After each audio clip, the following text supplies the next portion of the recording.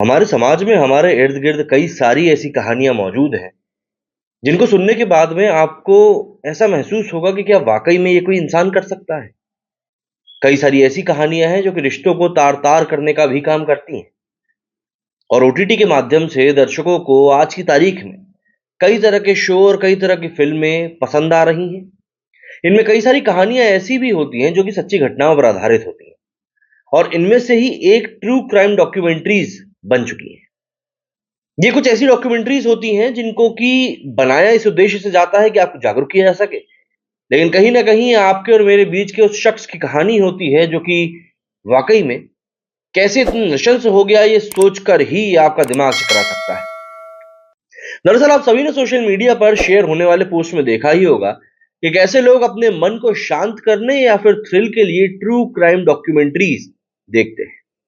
Netflix India ऐसे दर्शकों को खुश करने में कोई कमी भी नहीं छोड़ता है। जब शुरुआत में मैंने नेटफ्लिक्स को कंज्यूम करना शुरू किया तब कई सारे फॉरेन की ऐसी डॉक्यू सीरीज में देखा करता था, लेकिन आज की तारीख में इंडिया के ऊपर भी इंडिया के लोगों के लिए कई सारी ऐसी डॉक्यूमेंट्रीज बनाई जा रही हैं। ऐसे में अब एक नई डॉक्यूमेंट्री के साथ में नेटफ्लिक्स ने एक बार फिर से चौंकाने का और साथ साथ आपकी रूह को कपा देने का भी काम किया है।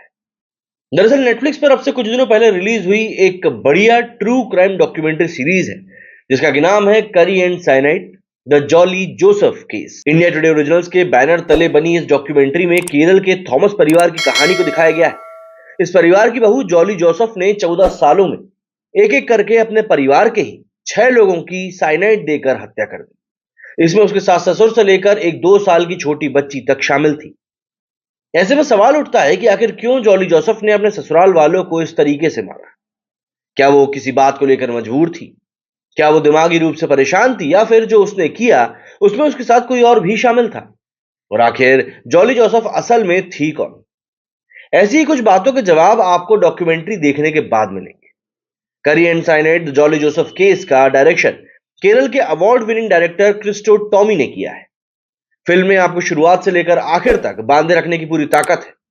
इसे देखते हुए आप अपनी सीट से चिपके रहते हैं और हर सीन के साथ अपने दांतों तले उंगलियां भी दबाएंगे। ये कहानी सुनने में जितनी डरावनी है उतनी ही ज्यादा गंभीरता से इस पूरी सीरीज को टॉमी ने डायरेक्ट भी किया है और ये डॉक्यूमेंट्री में आपको सीधे तौर पर दिखाई भी देगा।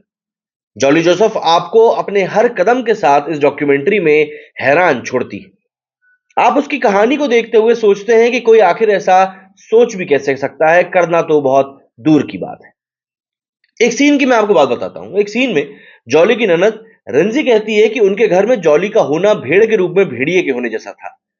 थॉमस परिवार का दुख और दर्द आप अपने सामने देखते हैं, उसको महसूस कर पाते हैं और साथ ही साथ सबसे बड़ी बात आपको महसूस होगा कि एक परिवार के साथ ऐसा सब कुछ हुआ जिसको कि लेकर वो ना जानते थे और ना ही कुछ कर सकते थे, लेकिन हो सब कुछ उनकी आंखों के सामने ही रहा था। इस डॉक्यूमेंट्री को काफी रिसर्च के बाद बनाया गया है जो आपको देखते हुए साफ तौर पर समझ में आता है, क्योंकि इसमें क्लैरिटी ही इतनी है, कोई डाउट आपके मन में रहेगा ही नहीं। बैकग्राउंड म्यूजिक बहुत शानदार है क्योंकि पहले से ही आपको फिल्म में एक खतरनाक और दिल दहलाने वाली कहानी देखने को मिल रही है, तो ऐसे में बैकग्राउंड म्यूजिक को उसी के हिसाब से रखा गया है। वो कहानी और सीन्स को ओवर पावर या ओवर शैडो नहीं करता। डायरेक्टर क्रिस्टो टॉमी ने बहुत ही सलीके से जॉली की कहानी को एक प्याज के छिलके की तरह परत दर परत आपके सामने खोला है। इसे देखते हुए आप चौंकने के साथ साथ हैरानी में भी पड़ जाएंगे। और अगर आप भी ट्रू क्राइम डॉक्यू सीरीज के फैन हैं तो नेटफ्लिक्स की इस फिल्म को, इस वेब सीरीज को देखने का चांस आपको बिल्कुल मिस नहीं करना चाहिए। मैं इतने दिनों के बाद में इसका रिव्यू कर रहा हूं इसीलिए क्योंकि जब मैंने इसको देखा तब मुझे लगा कि यार ये वाकई में ऐसी चीज है जो लोगों को देखनी चाहिए। क्या कहना है आप लोग इस बारे में कमेंट करके जरूर बताइएगा। मेरे इस वीडियो फिलहाल इतना ही। जय हिंद, जय भारत।